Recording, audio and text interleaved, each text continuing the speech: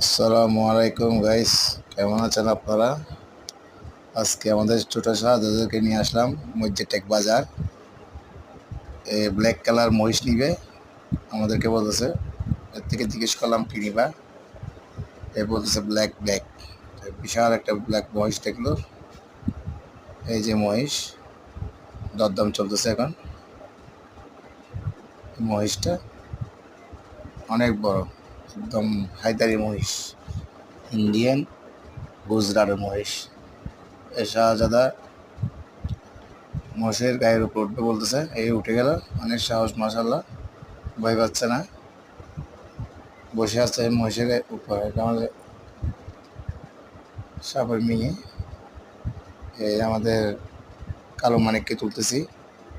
এটা হচ্ছে কালো মানিক মহিষ। তুললাম, এখন নিয়ে যাওয়ার উদ্দেশ্যে রওনা দেবো আমাদের এলাকায়।